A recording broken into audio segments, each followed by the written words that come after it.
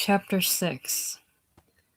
One day in the village of Tonapak, where he'd come to buy snow tires, Michael saw a familiar figure on the sidewalk ahead of him. A tall, young man in a Levi jacket and pants, walking in a way that suggested a cowboy actor in the movies. "Paul Maitland?" he called, and Maitland turned around in surprise. "Mike," he said, "I'll be damned, what are you doing here?" And there was a heartening vigor in his handshake. "Got time for a drink?" he asked then, and he steered Michael into a dark, grubby little working man's bar where he seemed to have been headed in the first place.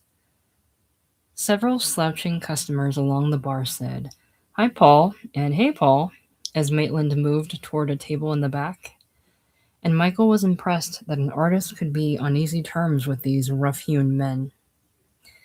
When their whiskey arrived, Paul Maitland held his glass just short of his lips as if to savor this small postponement of pleasure, and his eyes twinkled in reminiscence of old times at the Horse.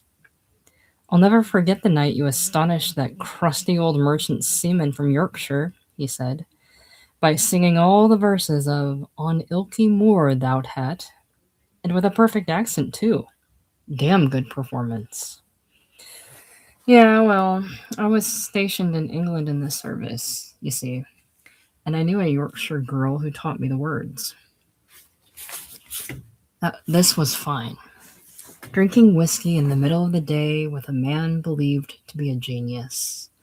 A man who'd only rarely shown any particular sign of liking him before, and who is now at pains to remind him that he'd once done something memorable in the White Horse Tavern. "You remember Peggy," Paul Maitland was saying. "Well, we're married now, and her stepfather has a nice place a few miles from here over in Harmon Falls. We rented a little house on his property, and at first it was sort of touch and go, but then I began to find fairly steady carpentry work here in Tonapak, and a couple of other towns as well, so we're doing all right." "And do you have enough time for your painting?" "Oh, sure. Paint every day. Paint like a fool. Paint like a madman. Nothing ever stops that. So, where are you and Lucy living?" In telling him, Michael found himself about to say, "It's really kind of a fruit farm," but held it back. He had begun to learn that explaining certain things could be more trouble than it was worth. Then he said, "How's your how's your lovely sister?" "Oh, Diana's fine. I think she'll probably be getting married soon. Fella named Ralph Morin. He seems like a nice enough guy." "Is he the actor?" "Well, he's been an actor. Now, I think he's more of a director, or trying to be." And Paul looked thoughtfully into his drink. "I suppose I always hoped she'd wind up marrying old Bill Brock, because they did seem good together, but what the hell? Nobody ever has any influence in matters like that." "Right." And over the second drink, Michael opened what he hoped might be a happy new topic. "Listen, Paul, there's another painter out here that I think you'd really like. Or maybe you know him already. Tom Nelson?" "Well, I know of him, of course." "Good. Anyway, he's one of the nicest, most unassuming guys in the world, and I think the two of you might really hit it off. Maybe we can all get together sometime." Well, thanks, Mike," Paul said, "but I don't think I'd care for that." "Oh? Why not? You don't like his work?" The fingers of Paul's right hand were busy with half of his mustache, and he seemed to choose his words very carefully. "I think he's a good illustrator." "Well, but his illustrations are only part of it," Michael said. "His paintings were the main thing, and they're yeah, I know. Very big with the museums and all that, but what those people are buying as paintings, you see, as pictures, are really illustrations." Michael's lungs felt shallow, as if he were about to get into an argument beyond his understanding. No terms would be defined and nothing would be clear. "But because they're representational, you mean?" he asked. "No," Paul Maitland said impatiently. "No, of course not. Matter of fact, I wish people'd stop using that asinine word. Wish they'd stop saying abstract expressionist, too.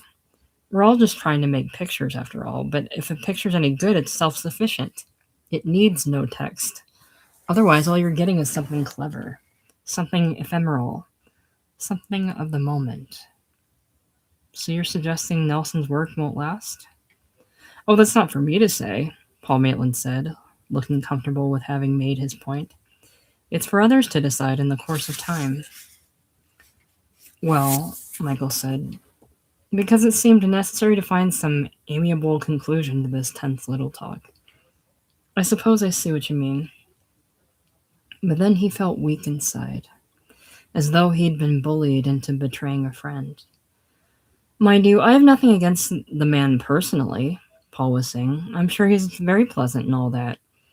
It's just that I can't imagine how we'd find anything to talk about. We're at opposite ends of the spectrum, you see. And after they'd sat drinking in silence for what seemed a long time, he said, You still see much of Bill? Some. In fact, he may be coming out this weekend. I think he wants to show off his new girl. Oh, well, good, Paul said. And listen, if he does come out, will you give us a call? But then he struck his forehead with the heel of his hand. Oh, or no, wait. That won't work. Diana and what's his name are coming out this weekend, too. Damn nuisance, isn't it? How we all have to keep taking sides. Yeah. Paul knocked back his whiskey and signaled for another round. 3 drinks with no lunch before an afternoon of rough carpentry might be a little reckless. But then Maitland had always seemed to know what he was doing. I've always liked old Bill, he said. Loud and arrogant and full of himself, I know. And of course all that Marxist bullshit can be tiresome as hell. What little of his stuff I've read could easily have passed for a parody of the party line, if it hadn't been so dead serious. I remember one story that began something like, Joe Starve threw down his wrench on the assembly line. Fuck this, he said. Still, he can be jolly and funny and a good companion. I've always liked having him around. And there was a slight easing in Michael's conscience. If Maitland could disparage a man and still value him, then maybe his own knuckling under in the question of Tom Nelson hadn't been wholly dishonorable. When they emerged, blinking into the bright street to shake hands again, Michael knew it would be all he could do now to get the damn snow tires home before he'd hit the sack and sleep the afternoon away. While Paul Maitland climbed scaffoldings in the sun and fitted heavy boards together and drove 16-penny nails or whatever the hell it was he did for a living. Mrs. Karen, Bill Brock said as he courteously helped her out of the car. She was small and slim and dark, and she was very shy at meeting Bill's friends in the country. Know what this is like? Bill said, coming to a stop on the grass. It's kind of like an F. Scott Fitzgerald place.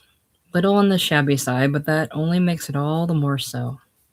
You can almost see him coming to the window up there in his bathrobe, with a half bottle of gin to find out if it's morning yet. He spent the night finishing another story, so his daughter will be able to finish another year at Vassar. Now, maybe this afternoon when he's got his brains back together, he'll start writing the crack up. Well, anyway, Bill concluded, with an expansive gesture that seemed to take in the whole estate. Sure beats the hell out of Larchmont. And as the 4 of them sat around the living room, we sort of like all the nooks and crannies in here, Michael explained. Bill remained in charge of the talk. All this will probably be a bore for Karen, he began, because she's heard nothing else for weeks. But there have been a couple of big moves in my life. For one thing, I've given up on the left. As a writer, I mean.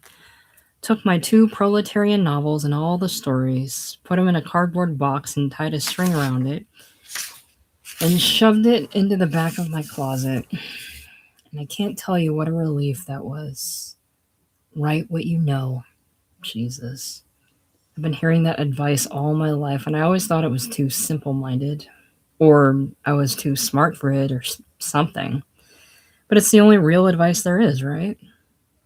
Oh, I might be able to salvage some of the material from the electrical workers book eventually, but the whole concept will have to be different. I'll have to focus on the problem of why a prep school and Andhurst kid would ever want to work as a union organizer in the first place. See what I'm getting at? They all saw what he was getting at, but only Karen seemed enthralled by it. And the second of his two big moves, announced with an unaccustomed shyness, was that he had gone into psychotherapy. It hadn't been an easy decision, he explained. It had probably required more courage than anything he'd ever done. And the worst part was that it might take years, before the help he was getting now could have any profitable effect in his life. Still, he had come to a point where no other choice was possible. He honestly felt that if he hadn't taken this step, he might have gone out of his mind. How exactly does it work, Bill? Lucy asked him. I mean, do you lie on a couch and sort of free associate? Is that it? And Michael was surprised that she'd been interested enough to inquire. No, no couch. This guy doesn't believe in the couch. And no real free association technique either, at least not in the Freudian sense. We sit on two chairs in his office facing each other and we talk. All very down to earth for the most part. And that's another thing. I feel I was extremely fortunate in finding this particular man. I can respect his intelligence. I think I'd have liked him as a person if I'd met him socially rather than professionally. Though, of course, that's speculation. And we even seem to have a lot in common. He's something of an old Marxist, too. Well, look, it's almost impossible to explain a thing like this to outsiders. It can't be, you know, can't be summarized or anything. Then, as if aware that he might have held the floor a little too long, he subsided with his drink to let Michael take over. And Michael did have a few things to say. He began by telling them that he'd been working hard as a bastard. So I think I'll be able to finish this new play by the end of the year, he said. And it's beginning to feel like it really does have commercial possibilities. Listening to the tone and rhythm of his own voice as it warmed to its subject, as it enlarged on its theme of high hopes and modest expectations, and as it came to a graceful conclusion on a note of wry self-effacement, he realized what he was doing. He was trying to impress the shy, attentive young stranger at Bill Brock's side. She wasn't even an especially pretty girl, but she was here, brand new, and Michael had never been able to resist showing off for a new girl. Let's have another drink, he said, and then we'll take a stroll around the rest of the place before the sun goes down. Soon they were all drifting past the giant willow tree, which Karen said was magnificent. Then, following Anne Blake's original route, they climbed the stone steps beside the flower bed terraces.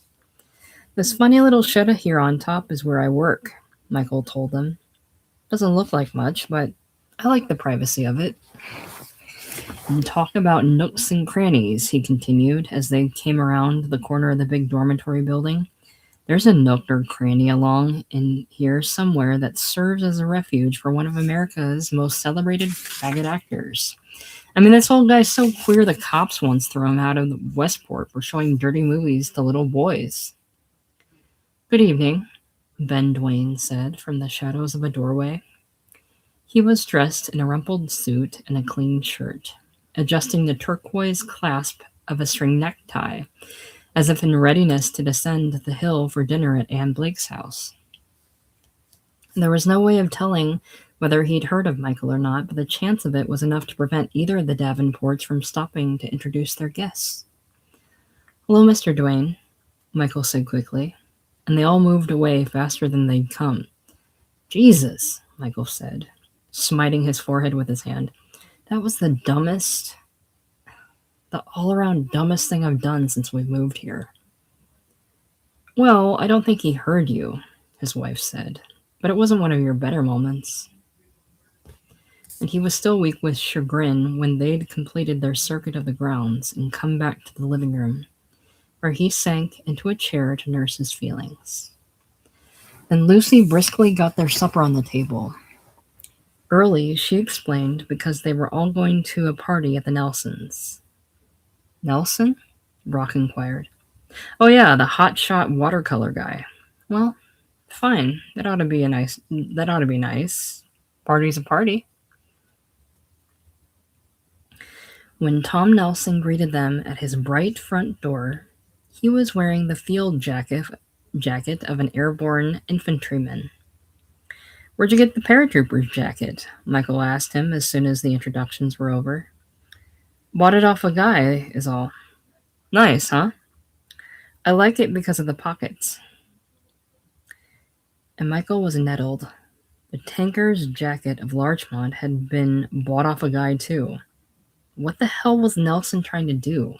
Be a different kind of war veteran every time he moved to a new town? The Nelsons' big living room was swarming with people, and so was the studio beyond it. There were a few lovely girls among the women, almost as if a movie director had organized the scene. And the men ranged from youth to hearty middle age, some of them with beards. There were 3 or 4 Negroes who looked like jazz musicians, and the crisp recorded sounds of Lester Young seemed to lace all the disparate talk and laughter of the room into wave on wave of pleasurable discourse. At first sight, and even on closer inspection, there was nobody there who didn't seem to be having a good time. This was Arnold Spencer, a professor of art history at Princeton. This was Joel Kaplan, a jazz critic for Newsweek and The Nation. This was Jack Bernstein, a sculptor whose new show had just opened at the Downtown Gallery. And this was Marjorie Grant, a poet who said at once that she'd been dying to meet Michael because she'd loved his book. Well, that's very nice, he told her. Thank you. I'm crazy about your lines, Marjorie Grant said. 1 or 2 of the poems themselves didn't strike me as wholly successful, but I love your lines. And she recited one of them to prove that she had memorized it. She was about Michael's age and pretty in an old-fashioned way. She wore a heavy shawl drawn close around her upper arms and torso, and her blonde hair was fixed in a thick, tight braid that circled her head like a crown. If you could get that shawl off her and take the hair apart, she might be great.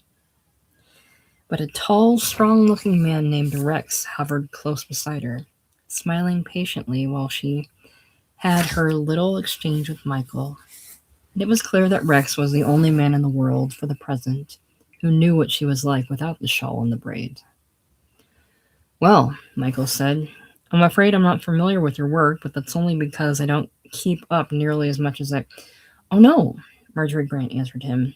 I've only had one book, and it's just a little Wesleyan University Press sort of thing. Well, but Wesleyan's one of the finest... Yeah, I know people say that, but in my case, it doesn't really apply. One reviewer called it kittenish. And after I stopped crying, I began to see what he meant. I'm working on some much better stuff now, though, so I hope you'll... Oh, I certainly will, Michael told her. And I'll get the first book, too, whether you like it or not. Marjorie? Rex inquired. Want to move on into the studio and look at some of Tom's new things? When they'd gone, Michael felt a happy glow from her praise. The lines she quoted had never seemed especially good before, though he wished he could have found a way to ask which of the poems hadn't struck her as wholly successful. And after a drink or two, watching Tom Nelson move courteously among his guests, he decided he didn't really mind the paratrooper's jacket. Most of the people must surely know that Nelson hadn't been an airborne soldier. And what if they didn't? The war had been over for 11 or 12 years. Wasn't it about time for people to wear whatever they felt like? Wasn't it essentially dumb and square to think otherwise? And maybe, in all innocence, Nelson did like it because of the pockets. What would be the matter with that? Know something? Lucy asked, drifting up to his side an hour or so later. Her eyes were unnaturally bright. I don't think I've ever seen so many intelligent looking people in one place in my whole life. Yeah, you're right. Well, she amended, with the exception of those two over there near the wall. They're awful. I can't imagine where the Nelsons ever dug them up, or why. But I'm glad Bill Brock is stuck with them now. They deserve each other. One was a sturdy young man whose dark hair kept falling almost into his eyes as he talked. The other was a plain girl in a cheap dress that looked uncomfortable and moist at the armpits. Both their faces were so earnest and humorless, so charged with the effort of making their conversational points clear at all cost, that they didn't seem to belong in this gathering. Their name's Damon, Lucy said. He's a linotype operator in Pleasantville and says he's writing a work of social history. She writes what she calls potboilers to help support their family. They're some kind of communists, I think. And I mean, I guess they're nice enough, but awful. And she turned away from the sight of them. You want to go into the studio? Not just yet, Michael told her. I'll be along in a minute. And a cardboard box, Bill Brock's loud voice was explaining to the Damons, while Kieran clung to his arm as if for protection, with a string around it. And that represents 6.5 years of work. So you see, I can agree with everything you say, Al, and with everything you're likely to say, but in political terms only. That kind of material simply doesn't lend itself to the novel form. Probably never has. Probably never will. Ah, said Al Damon, raking his hair back from his brow with nervous fingers. Well, I'm not going to charge you with selling out, my friend, but I'll suggest you're chasing after false gods. I'll suggest that you're still hooked on the Lost Generation crowd of 30 years ago. And the trouble is, we no longer have anything in common with those people. We're the second Lost Generation. And because Michael Davenport thought he had never heard anything quite as foolish as a full-grown man saying we're the second Lost Generation, he moved over close beside Bill in order to meet the Damons. And I understand you run a linotype machine, right, Al? He inquired. In Pleasantville? Well, that's what I do for a living, yes, Al Damon said. Makes sense, Michael assured him. Learn the trade, get the union wages, and the fringe benefits. Probably makes a lot better sense than what Bill and I do. And Bill Brock agreed that it probably did. And you look to be in pretty good shape too, Al, Michael said. What do you do for exercise? Well, I ride the bike to work, Damon said. And I lift a few weights. Good. Those are both good things to do. Mrs. Damon, whose name was Shirley, was beginning to look a little anxious. Tell you what, Al, Michael said. Let's try something, just for laughs. And he pointed to the upper part of his own abdomen. Hit me as hard as you can, right here. You're kidding. No, I mean it. Hard as you can. And Michael tightened and locked the muscles of his midsection, a trick that even amateur fighters were taught to do. Damon's foolish, uncomprehending smile gave way to an angry narrowing of the eyes as he gathered and set himself for the punch, and he drove his right fist powerfully into the appointed place. It didn't quite take Michael's breath away, and it sent him only 2 steps back, but it hurt more than he thought it would. He hadn't played this game since college. Pretty good one, Al, he said. Now it's my turn. You ready? And he placed his feet properly. Michael's fist traveled only a short distance, but it was fast. It connected in just the right way, and Al Damon lay unconscious on the rug. Shirley Damon fell beside him with a scream, Lucy, appearing from nowhere, rushed up to grasp and shake Michael's arm as if she'd just caught him killing a man with a pistol. "Why did you do that?" she demanded. There was a light but general shriek of women around the room now, and a muttering of "drunk, drunk" among the men. At first, Michael thought they must mean Damon was drunk for having fallen down. Then, as Lucy continued to shake and berate him, he knew the charge of drunkenness was meant for himself. The high-wavering voice of Marjorie Grant could be heard across the room saying, "Oh, I can't bear violence. I can't bear violence in any form." "Look, it's a game," Michael was explaining to Lucy and to anyone else who would listen. "It's called trading punches. It's perfectly fair. He hit me first. Jesus, I never meant to."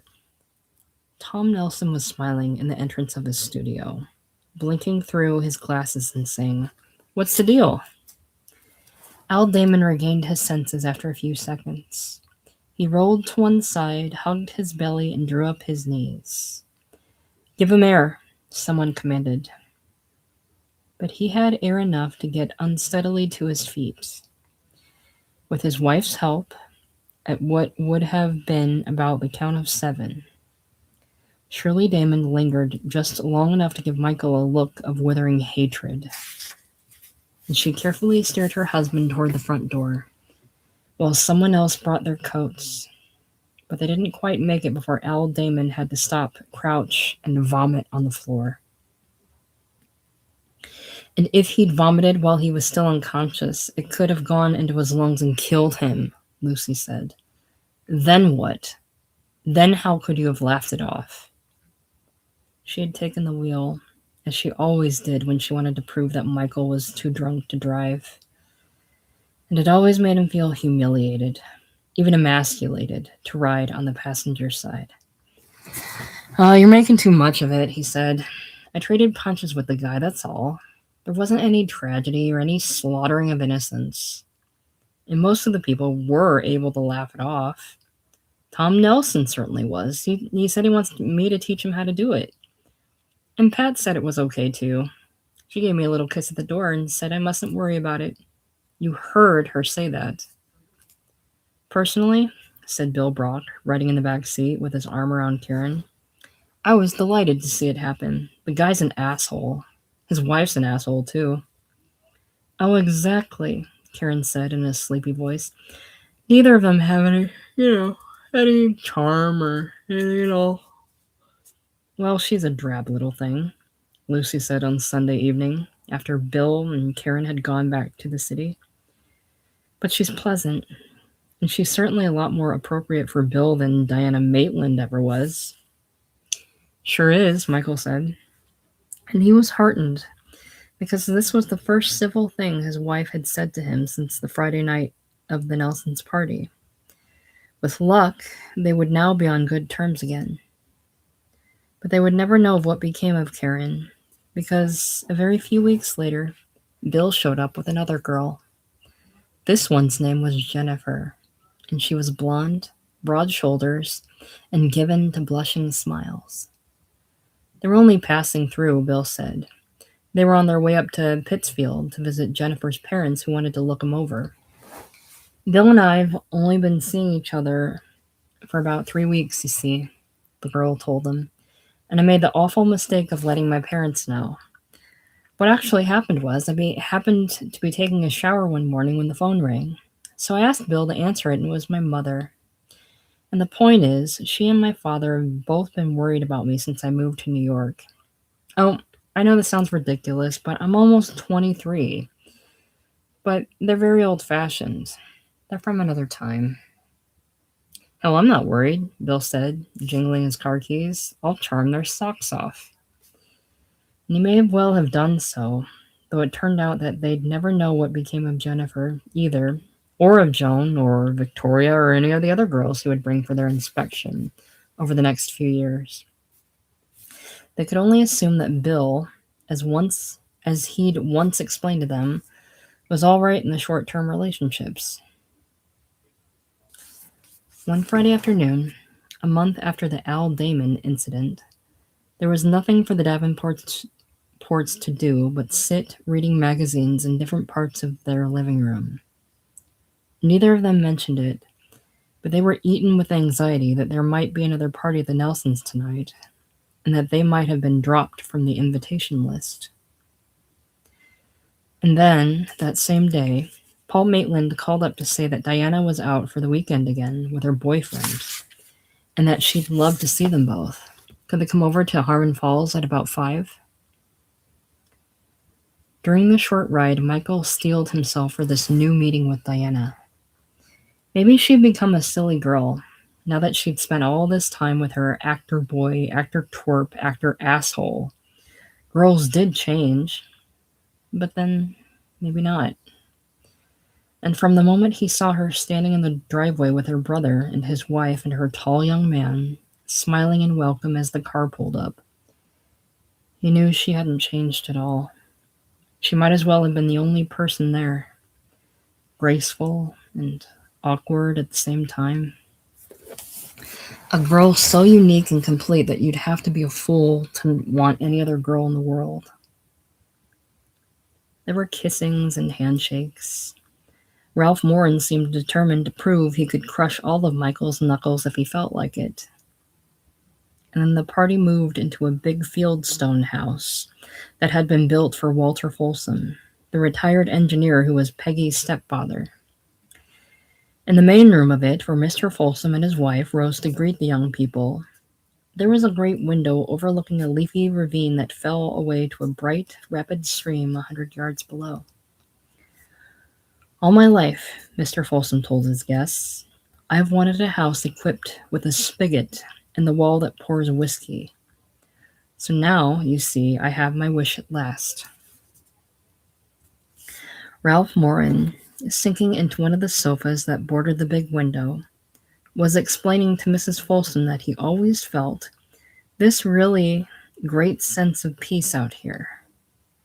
And he flung one arm along the sofa back to illustrate his point. If I ever lived in a house like this, I'd spend all my time right here, beside this window, reading. I'd read all the books I've always meant to read, and then some more. Yes, his hostess said, looking as if she wished she had someone else to talk to. Well, it's a pleasant spot for reading. If you didn't know Ralph Morin had been trained as an actor, Michael decided you could guess it from his movements and gestures, the way he held his head to its best advantage in the available light, the falsely casual draping of his arm along the sofa, even the poised clasp of his other hand around his drink, and the careful placement of his shapely, well-buffed shoes on the floor. He did everything as if he were having his picture taken. Walter Folsom had taken up painting in his retirement, as had his wife, and they were both plainly delighted with young Peggy's choice of a husband. For the rest of the afternoon, whenever Paul wasn't listening, he seemed eager to let the Davenports know how highly they thought of his work. And once Mr. Folsom spoke the same line as the subcontractor on Delancey Street long ago, "This boy's the real thing." Paul Maitland seemed unable to go anywhere without attracting admirers. But Michael spent most of that time contriving ways to find Diana alone, in some corner or part of the room away from the mainstream of talkers. He didn't know what he wanted to say to her. He just wanted to have her at close range, all to himself, so that he could make interesting replies to whatever she might feel like saying to him. And it happened only once. When they were all leaving the Folsoms' house to go over to the Maitlands for supper, Diana fell into step with him and said, "That was an awfully nice book of poems, Michael." "Yeah? You mean you read it and liked it?" "Well, of course I read it and liked it. Why else would I have told you?"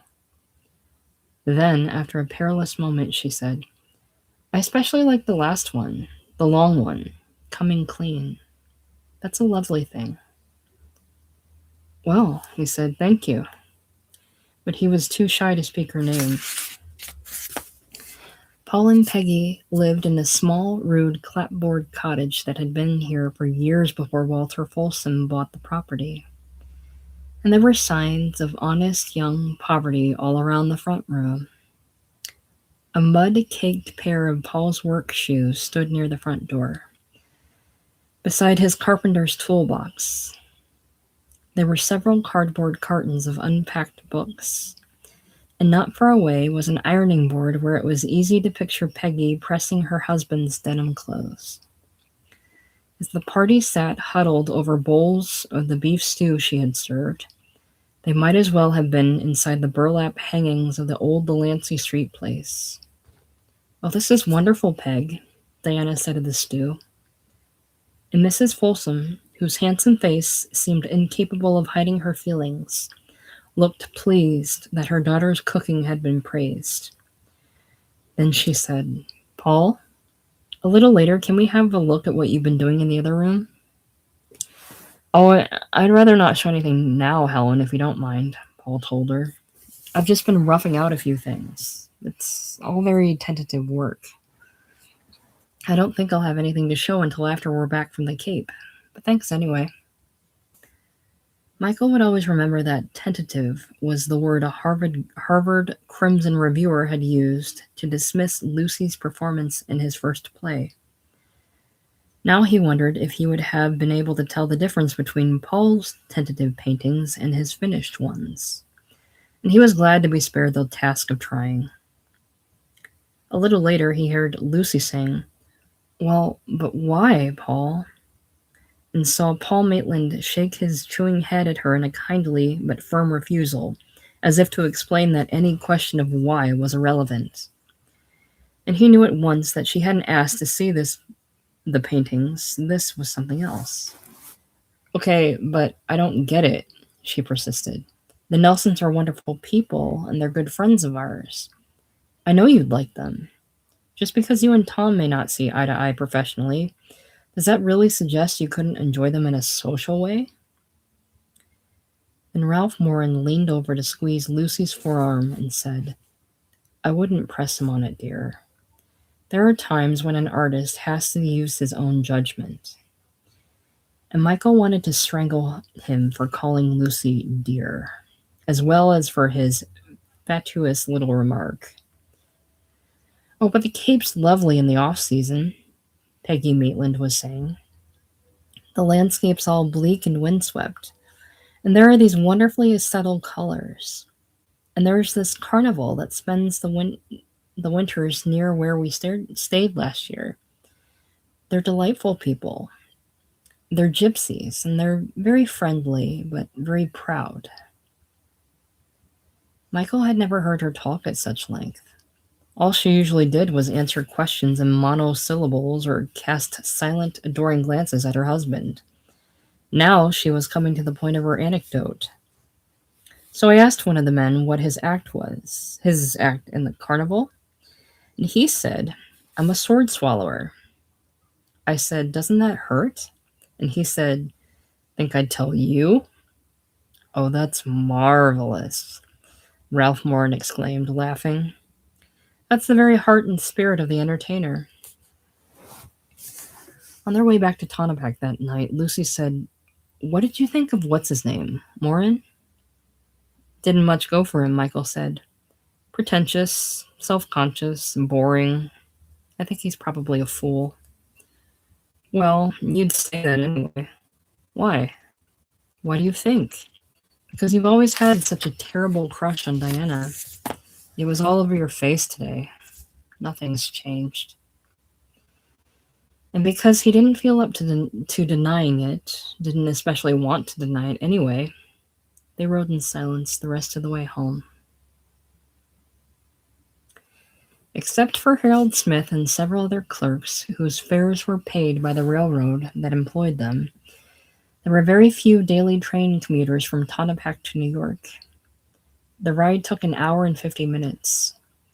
When Michael was obliged to take his twice-monthly trips to the city, he would always exchange brief neighborly greetings with Harold on the station platform.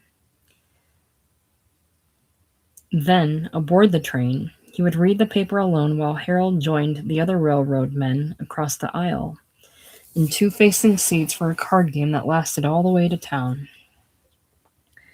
But one morning, looking pleasantly shy, Harold came over and sat beside Michael instead. My wife and I were saying just last night, he began, that we're really glad to have you folks living in the guest house. I mean, Aunt Blake's very nice, but we were afraid that she might rent it out to a couple of queers or something. Makes it a lot nicer to have a regular family in there, is all I meant. And our Anita really thinks the world of your little girl. Michael told him quickly that Laura was very fond of Anita, too. And he added that this was especially nice because Laura was an only child. Well, good, Harold Smith said. So they'll always have each other for playmates, right? And our other girls are only 9 and 10, so they can really all be playmates together.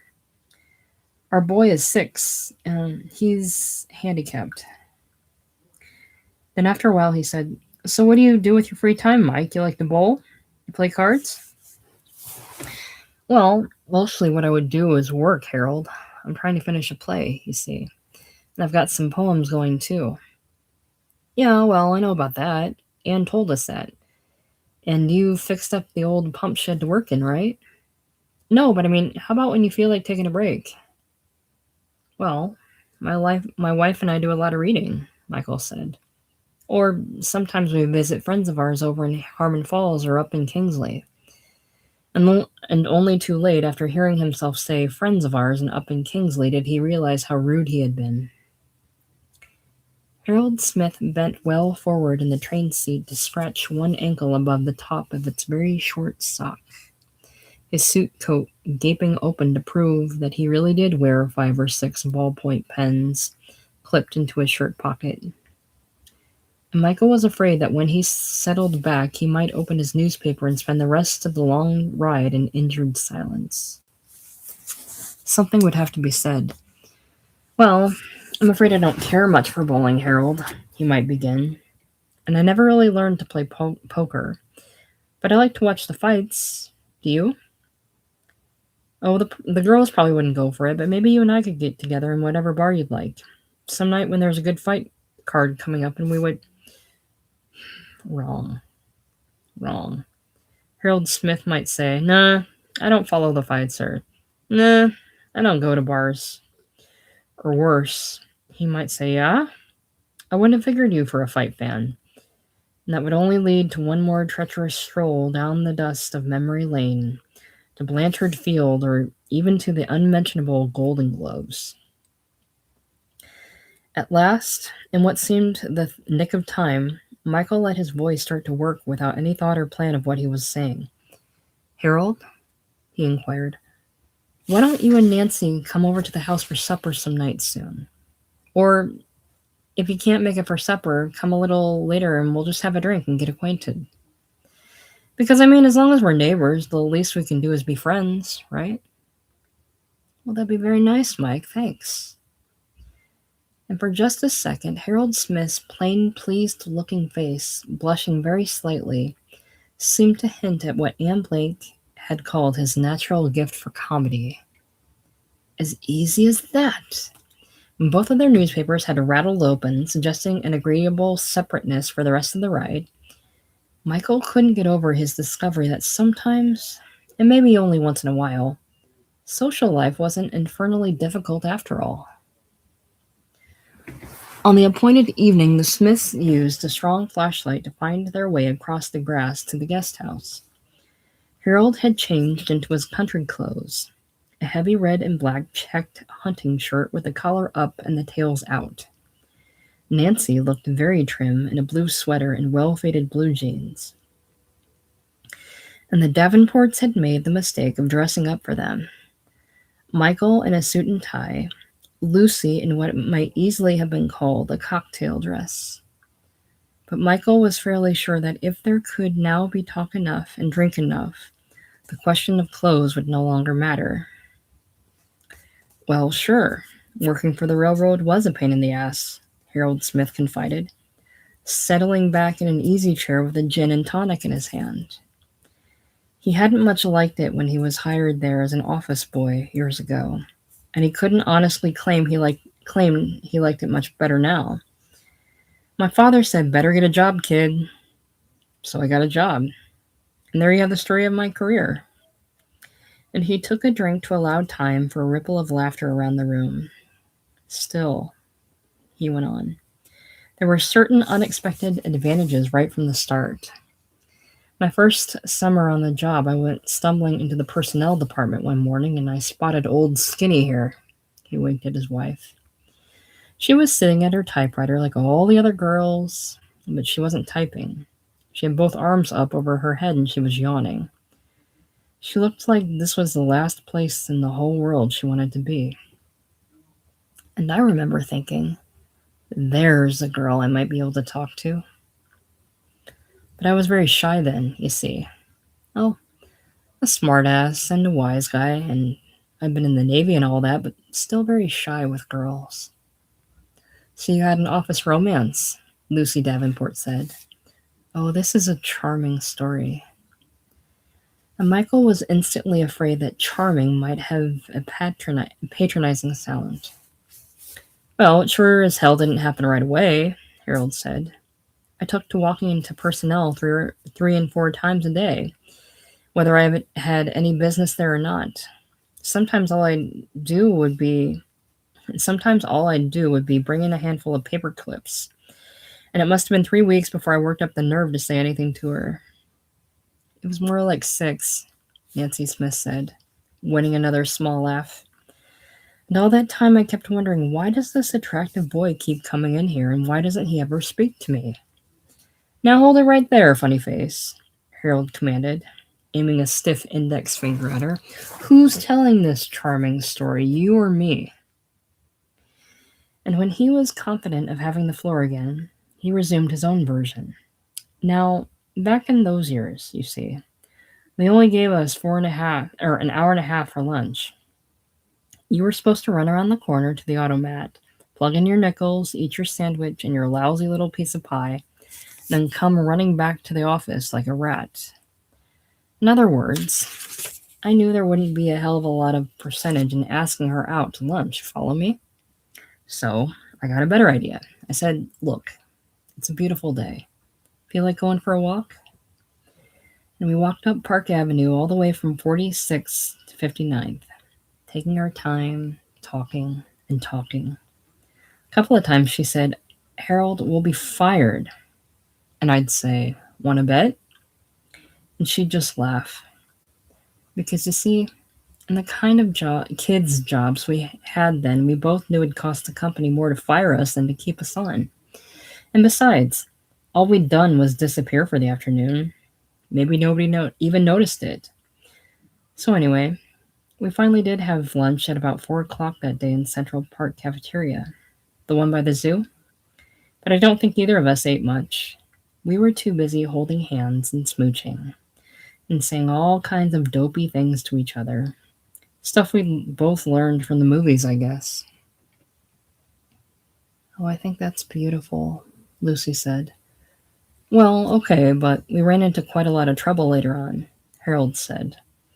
My family's Catholic, you see, and Nancy's is Lutheran, and those two don't mix at all. And then her parents thought she ought to marry some better established guy. That was another shitty little problem. Took us more than a year to talk everybody into it, but they finally came around. For a tense moment, Michael was afraid the Smiths might now ask to hear the story of the Davenports' courtship, which would involve an awkward slurring over or throwing away of words like college, let alone of names like Harvard and Radcliffe. But Harold seemed to feel that any such inquiry could wait. He was well into his second drink. He had grown accustomed to dominating the talk, and now he brought it back to what he had apparently wanted to tell about from the start, which was his ambition. Even in the rinky-dink old company like the Central, he said, you had to give credit where credit was due. This deal of the free commutation fares, for instance. Wasn't that a pretty fair example of enlightened management at work? How else could he and Nancy ever have been able to raise their kids in a place like this, while they were all still young enough to get the good out of it? And hell, he had to admit he liked the guys he worked with in data processing. They'd been together a long time. They understood each other. And there was a men's handball club that met on Friday afternoons. He'd found he really enjoyed that. Kept him in shape, too. But the best thing, he said, sitting back with a fresh drink, the most promising thing was that the Central had now made an executive training program available to its higher level data processing people. He himself might not be eligible for another 2 years, but it certainly gave him something to look forward to. Part of the coursework was done within the corporate structure, he explained, but the biggest share of it was undertaken by business administration professors at several of the leading universities in the metropolitan area. All three of Harold's listeners, whose eyes had been quick and bright when he told of taking Nancy out for a walk, had subsided now into attitudes of stoic patience. Nancy looked as though she wasn't listening because she'd heard it all before. Lucy managed to award the speaker a dumb-faced little nod to each pause in his voice, to show she was following the points he made. Michael stared down into his glass as if alcohol, taken in reasonable quantities, might turn out to be an effective precaution against dying of boredom. But at last, Harold came forward in his chair in a way that suggested he was almost finished. So you see, he said, in the transportation industry of the future, it won't matter whether a man's come up through the rails or the airlines. He'll be a member of responsible decision-making management in the transportation industry itself. Well, that's certainly very interesting, Lucy said. You're right, he told her. It's interesting. And I'm very interested in your field too, Mike. My field? Chain store age. Because, Jesus, talk about changes. Only a few years ago, you had your little neighborhood grocery and your little drugstore and your little guy around the corner selling fish. And now there's a revolution in the entire concept of retail merchandising. Am I right? So you take a magazine like yours, right up at the forefront of all those changes. I think you must find yourself in a world of opportunity every time you walk into the office. Well, no, Harold, Michael said. I don't think of it as anything but a way of paying the bills, you see, so I can get my own stuff done. Well, sure, I understand that, but you still work for the magazine, right? What was the last thing you wrote for them? I'd really like to know. Michael set his bite and felt a prickling in his scalp. All this would be over soon. Well, let's see, he said. I wrote a series of articles about some guy in Delaware named Clapp. He's an architect who's built a shopping mall kind of thing in some town down there, and he thinks it's really swell. And he wants to do the same thing in other towns, but he says he keeps being stymied by politics. Did you meet the guy? Talked to him on the phone a couple times. He sounds like an asshole. The only reason my editor wanted these pieces at all is because the magazine's planning a special issue on urban renewal or some horseshit like that. Well, okay, Harold Smith said. Now, supposing your articles really do make this guy look good, then supposing Life magazine picks up the story for a big picture spread, and the guy makes a fortune building his stuff in a whole lot of other towns. And supposing he's so grateful to you, he says, Mike, I'd like you to come and be my public relations man. Well, sure, he'd still be an asshole. Agreed, but look.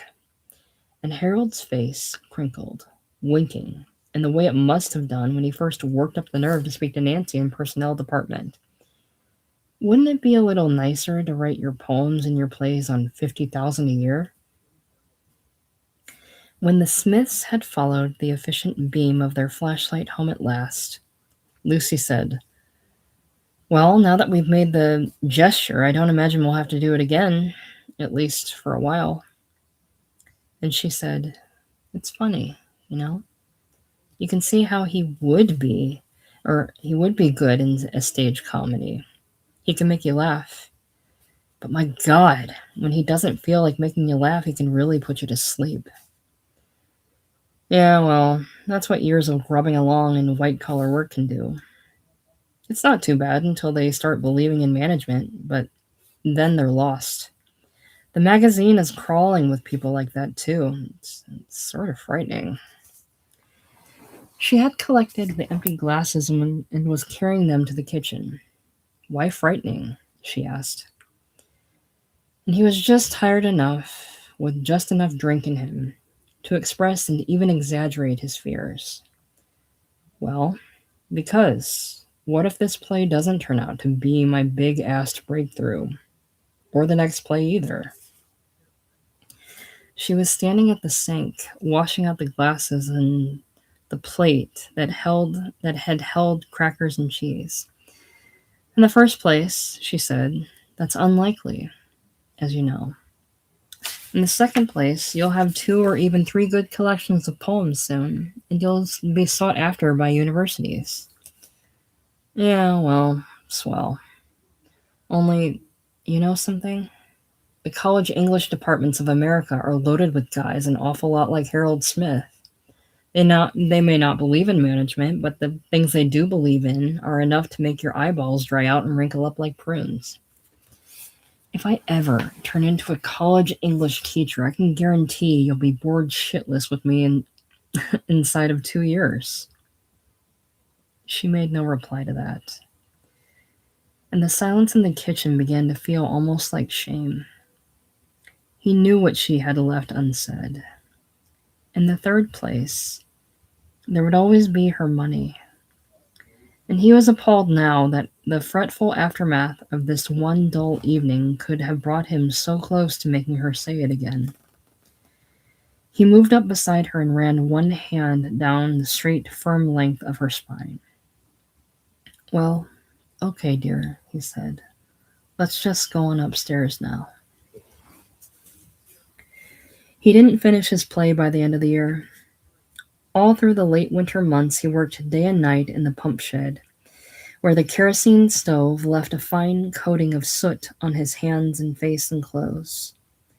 By March or April, when he could stop using the stove and open the windows, he thought he had made enough good changes in the second and third acts to bring them alive.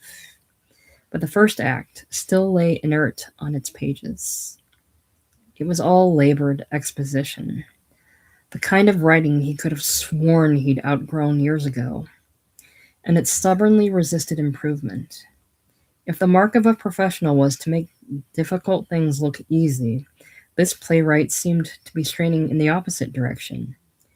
Every new device he tried in that wretched first act had the effect of making easy things look difficult.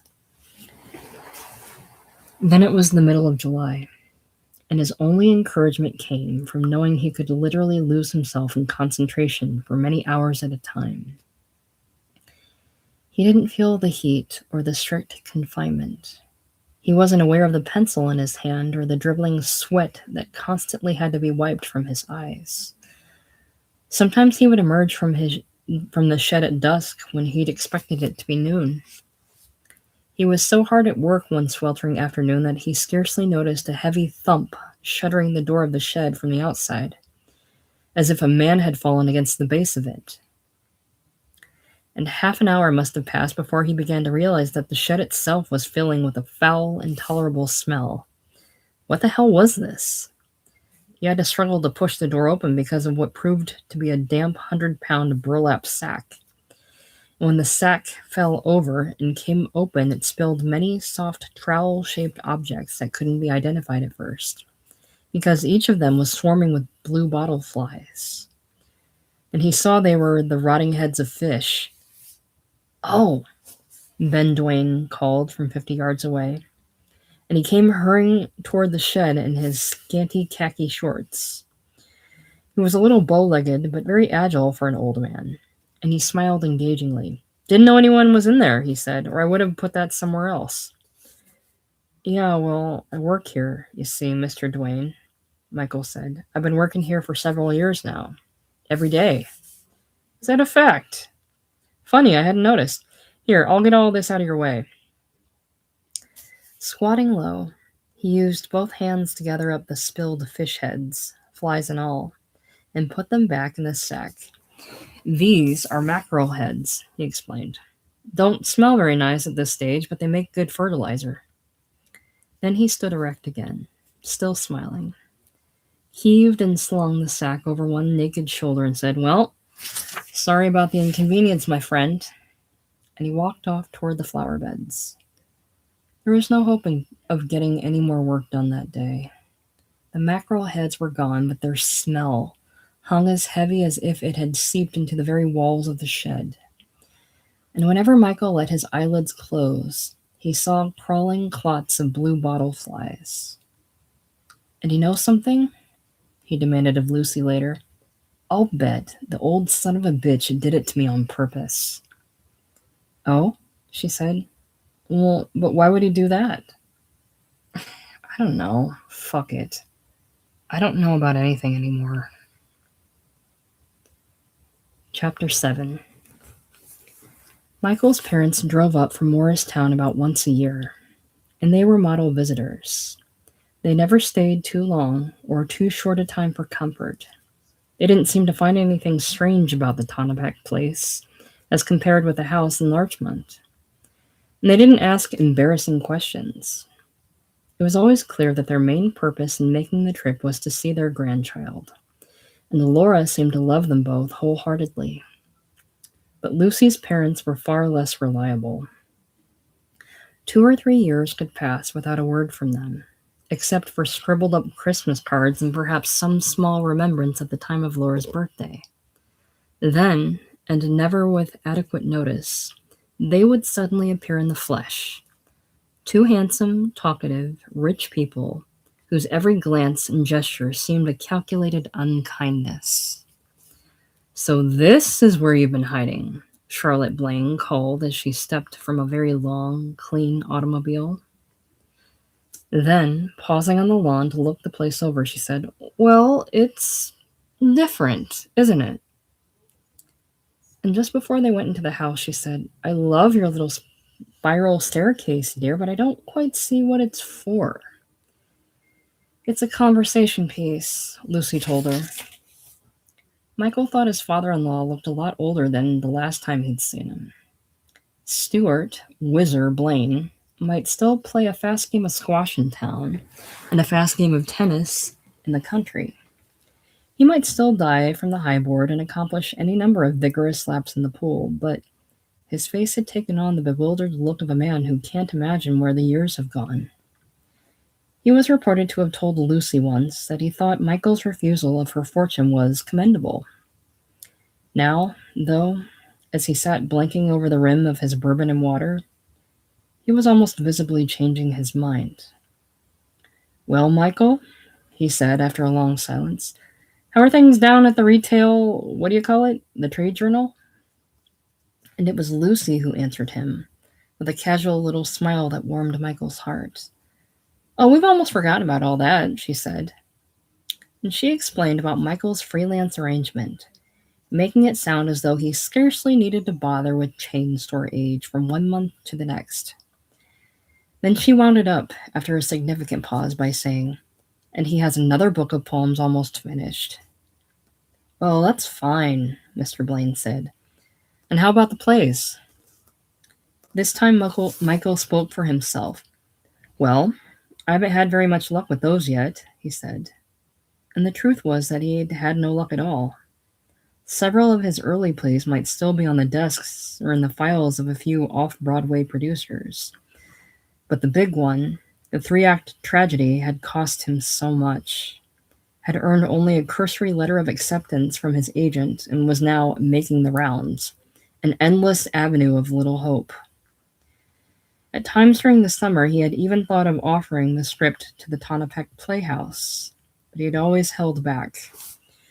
The director of that year's itinerant company was a nervous, hurrying, indecisive man who didn't inspire much confidence. The actors were either undisciplined kids dying for their equity credentials or incompetent veterans forever too old for their roles. Besides, it would have been almost too much to bear if they had considered the play and turned it down. The theater is a very difficult business, he concluded. Oh, I know it is, Mr. Blaine said. I mean, I can imagine it must be. Laura came home from school then, and Michael knew this meant the visit would soon be over. Stuart and Charlotte Blaine had never had more than a little of themselves or each other to spare for being parents, so it was only reasonable not to expect them to show much interest in the child of another generation. After their first false cries of delight, they seemed unable even to pay attention to the shy, big-eyed, grass-stained little girl who came up to stand too close to their knees, whose presence obliged them to hold their whiskey glasses aloft and well out of harm's way, as they craned their faces comically from one side of her to the other, in an effort to keep the grown-ups' talk alive. As soon as the Blaines had gone, Michael clasped his wife in a hug and thanked her for the way she had answered her father's question. "You really came through for me," he said. "That was great. It's always so great when you come through for me that way." "Well," she said, "I did it as much for myself as for you." And she seemed to stiffen in his arms. Or maybe it was his arms that stiffened. It might have been that he stepped on her shoe or that they broke apart too quickly. In any case, it felt like the clumsiest embrace of their lives together.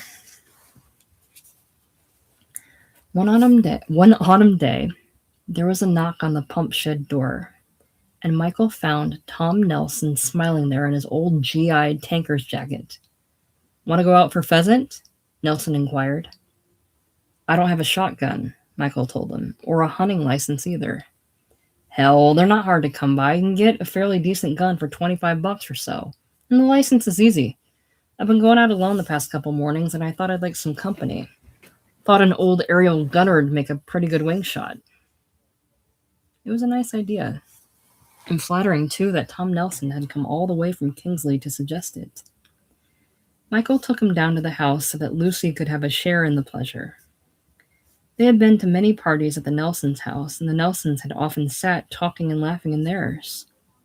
Even so, Lucy still seemed glad of any reassurance that the Nelsons were their friends.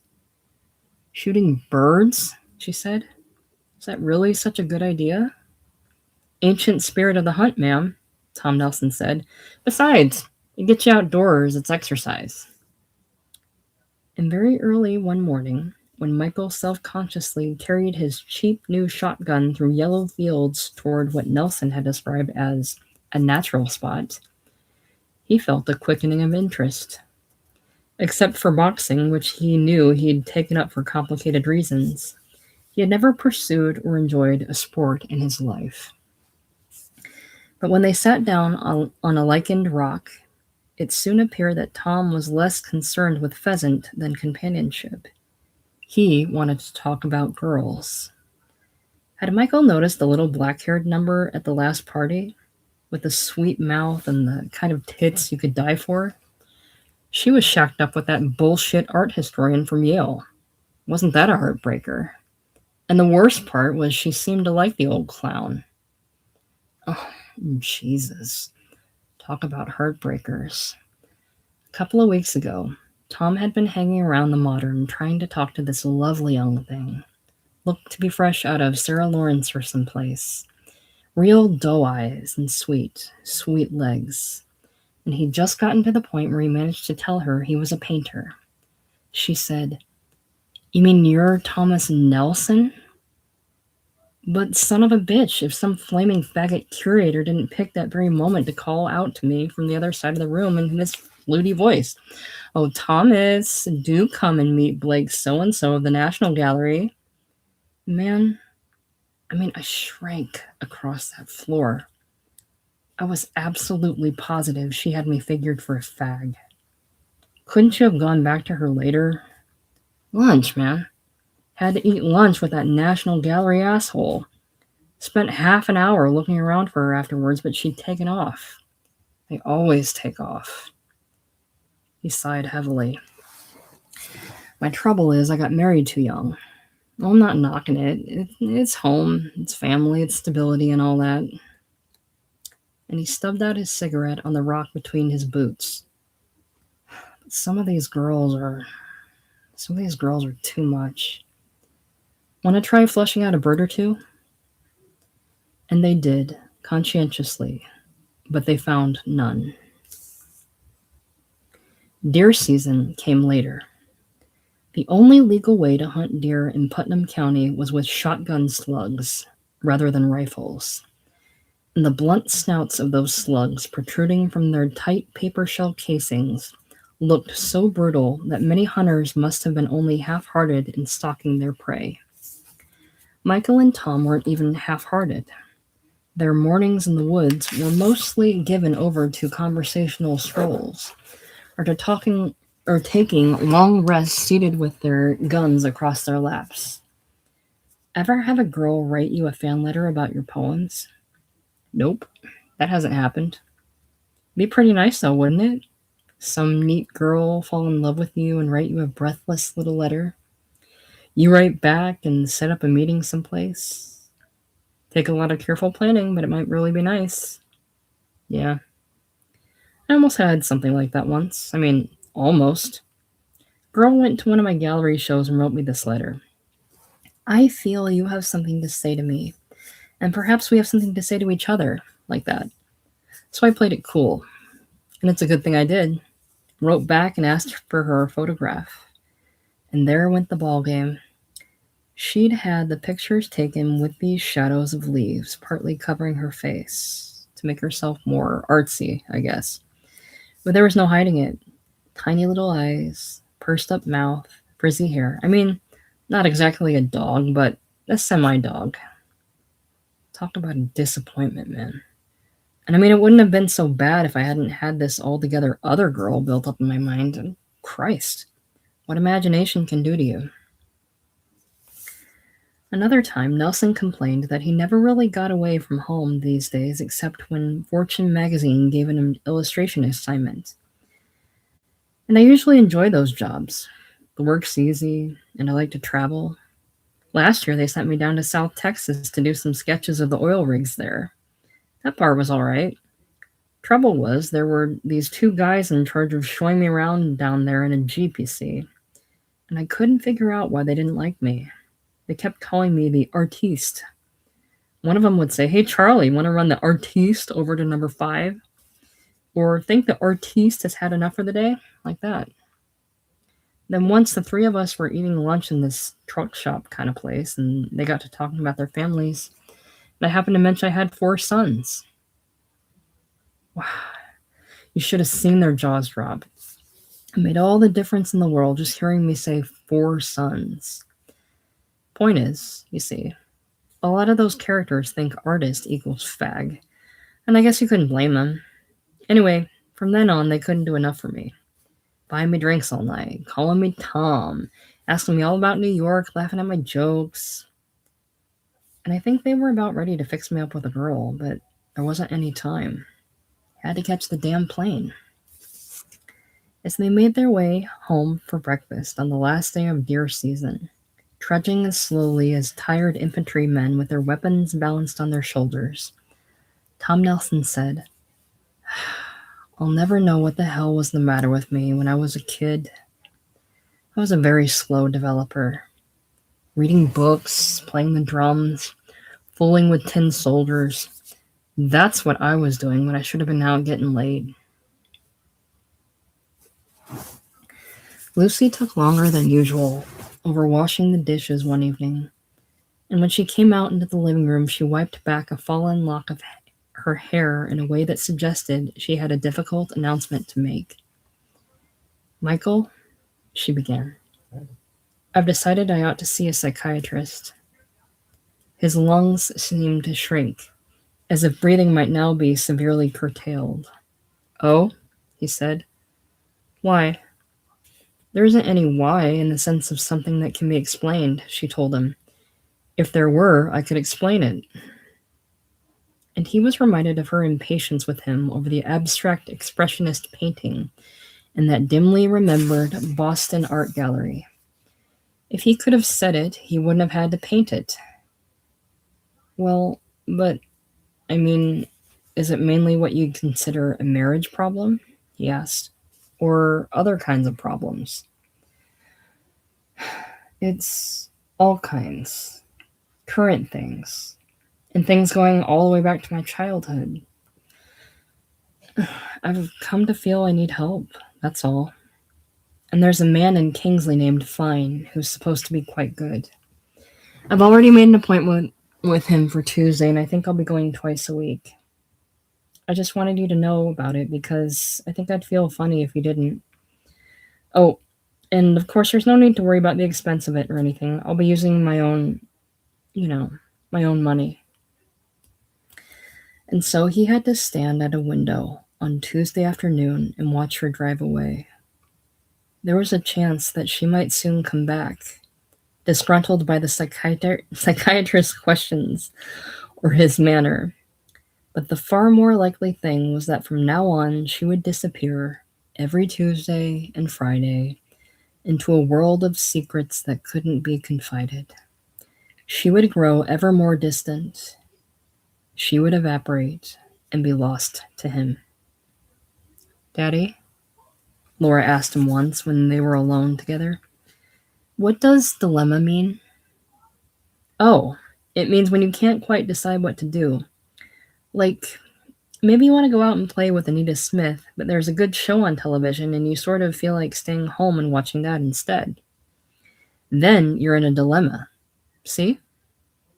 Oh, she said. Yes, that's a good word, isn't it? It sure is. You can use it in a lot of ways. When the heaviest snowfalls hit Putnam County, it always took 4 or 5 days before Ann Blake could arrange to get her driveway plowed.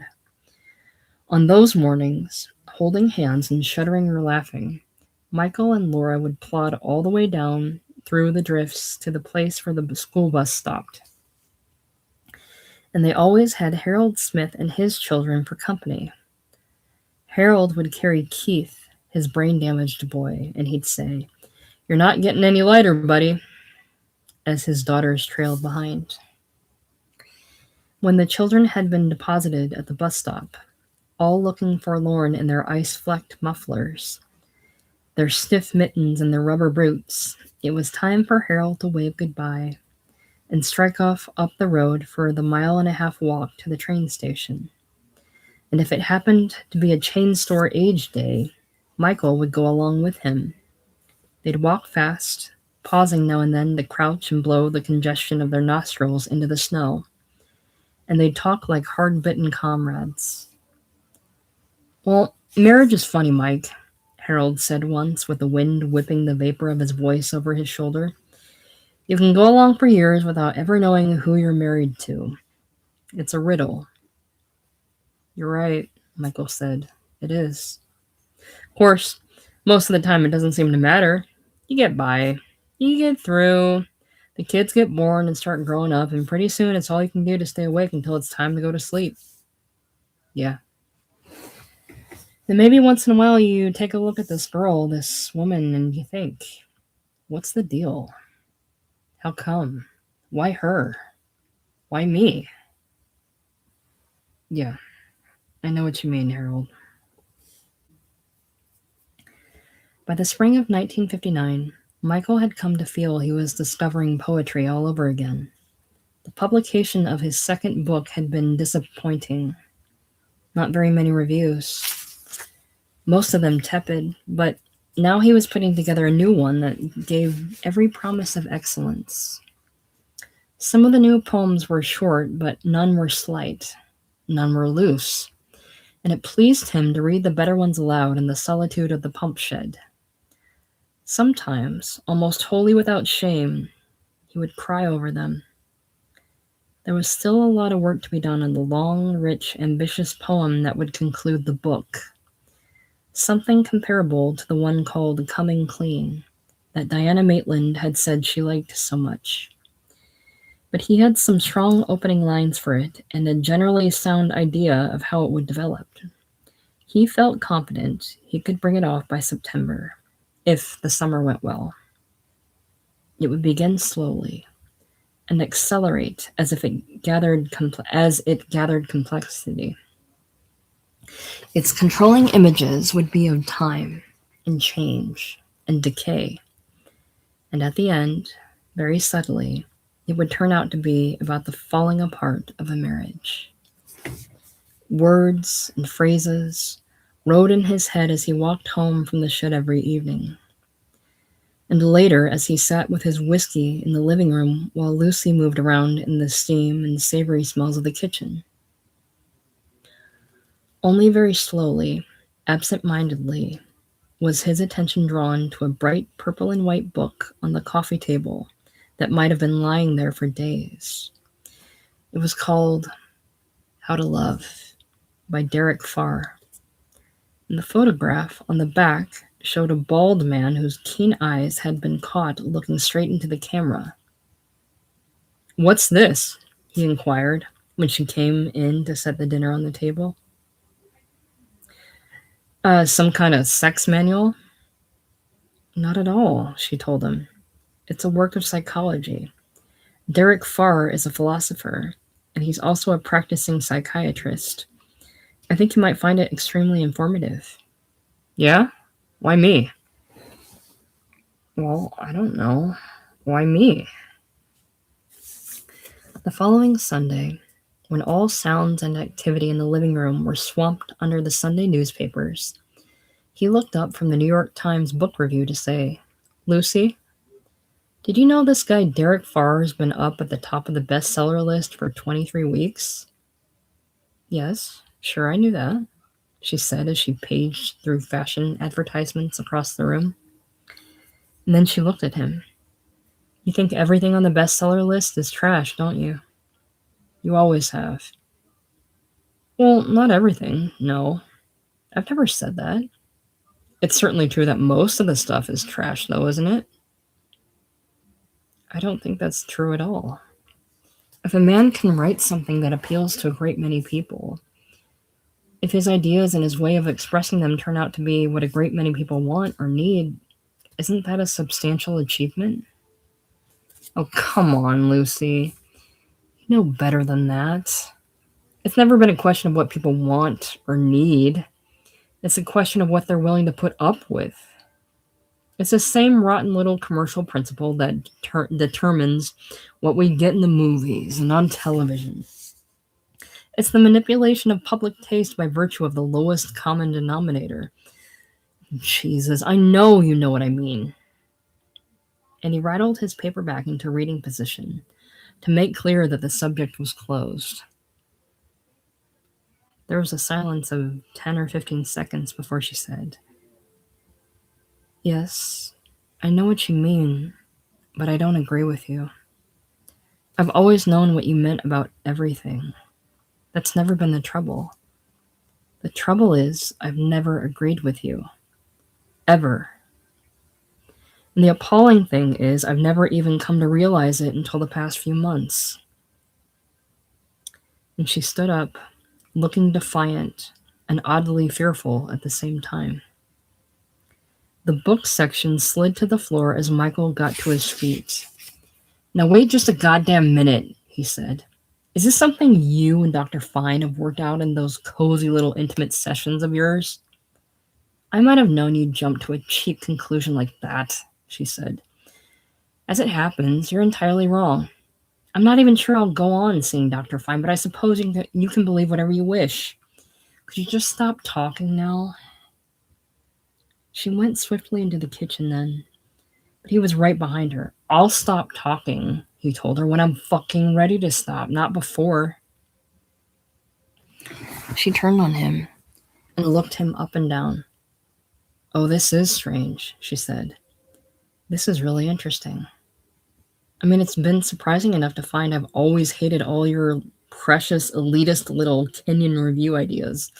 Oh my God, if I never hear you say poem or play again, it'll be too soon. But what I know now is that It's your voice itself I hate. Do you understand me? I simply can't bear the sound of your voice anymore, or the sight of your face. And she wrenched open both taps of the sink at full blast, preparing to wash the dishes. Michael went back and wandered trembling among the strewn Sunday papers. This was worse than bad. This was the worst. In other fights, he had sometimes managed to give her time enough alone in silence to recover and be sorry. But now the old rules no longer applied, and besides, he had a few more things to say. She was hunched over the steaming suds when he came up to stand behind her, keeping his distance. "Where do you get precious?" he demanded. "Where do you get elitist? Where do you get Kenyan Review?" "I think we better stop this at once," she told him. "Laura can hear us, and she's probably crying up there." He left the house, slamming the kitchen door, and made his way up past the extravagance of Ben Dwayne's flower beds. But once he was at his desk, he couldn't lift a pencil or even see straight. He could only sit with half his fist in his mouth, breathing hard through his nose, trying to comprehend that the bottom had dropped out of everything. It was over. He was 35, and he was as frightened as a child at the thought of having to live alone. Lucy wasn't breathing very easily either, as she finished her job at the sink. She hung the damp dish towel firmly on its rack, and the rack fell away from the wall, leaving 4 funny-looking little wounds in the cheap plaster. Nothing had ever worked in this makeshift kitchen. Nothing had ever been right in the whole of this makeshift house, or in the second-hand, second-rate piece of real estate around it. "And I'll tell you something else," she whispered fiercely at the wall. "A poet is someone like Dylan Thomas.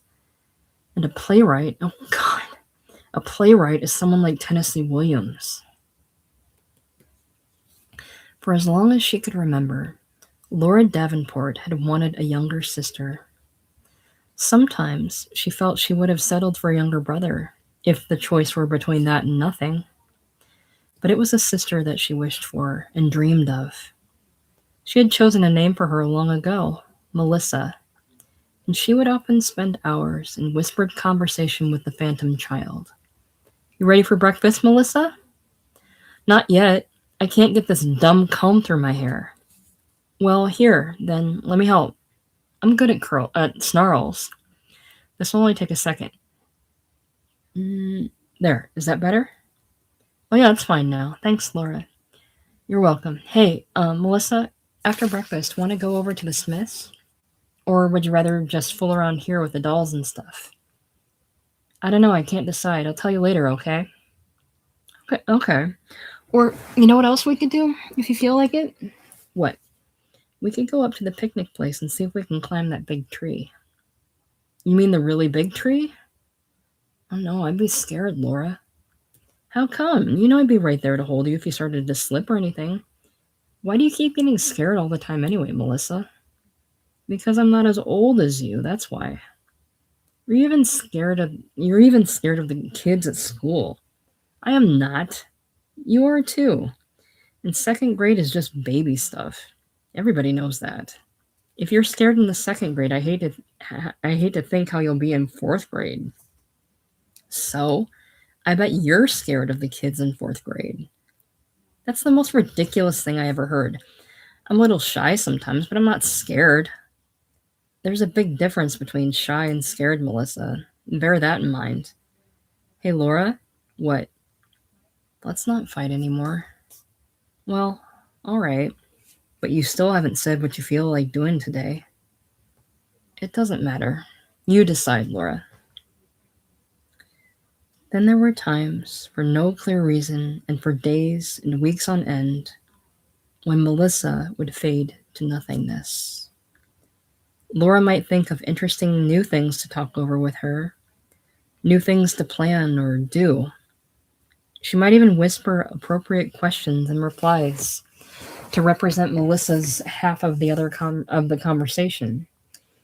But in those times, she couldn't help knowing, with more than a touch of shame, that she was talking to herself. And once Melissa was gone, it always seemed she would never come back. That was how things were for Laura on a warm September afternoon when she was 9. It was after school. She was alone in her room, carefully combing out the long brown nylon hair of a miniature doll, when her mother came to the foot of the stairs and called, "Laura, will you come down here, please?" Bringing the doll and the comb, she went out to the landing and said, "Why?" Her mother looked strangely embarrassed. "Because Daddy and I have something important to tell you, dear, and to discuss with you, that's why." "Oh." And she started down to the living room, taking her time. Laura began to know beyond all hope that it was going to be something awful.